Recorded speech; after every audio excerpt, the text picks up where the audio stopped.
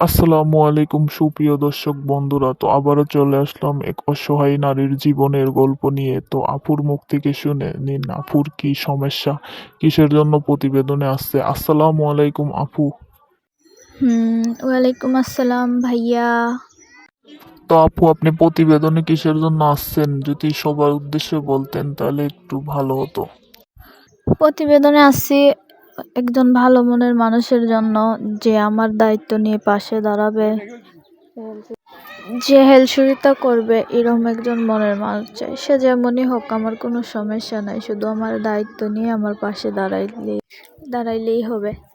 শুধু যে আমার 2 বেলা খাবার দিতে পারবে একজন মনের মানুষের, সে যা বলবে আমি তাই শুনবো। শুধু একটা ভালো মন হলেই হবে, যে কখনো ছেড়ে যাবে না, এরকম একজন মানুষ চাই। সে বয়স্ক হইলেও আমার কোনো সমস্যা নাই। তো আপু, স্ক্রিনে যে ছবিটা আছে, ছবিটা কি আপনার? হ্যাঁ ভাইয়া, ছবিটা আমার। তো আপু, আপনি তো অনেক সুন্দর, প্রতিবেদনে কিসের জন্য আসছেন? আপনারা তো যে কোনো কেউ দেখলেই বিয়ে শাদী করতে যাবে, প্রতিবেদনে আসার কি দরকার?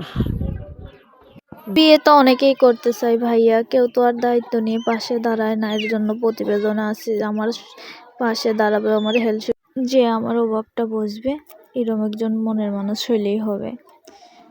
সে যদি বয়স্ক হোক, কোনো সমস্যা নাই। তার যদি বউও থাকে তাও আমার কোনো সমস্যা নাই। সে আমার যদি দায়িত্ব নিতে পারে, তার বউরেও চালাইতে পারে, আমারও চালাইলেও আমার তাও কোনো সমস্যা নেই।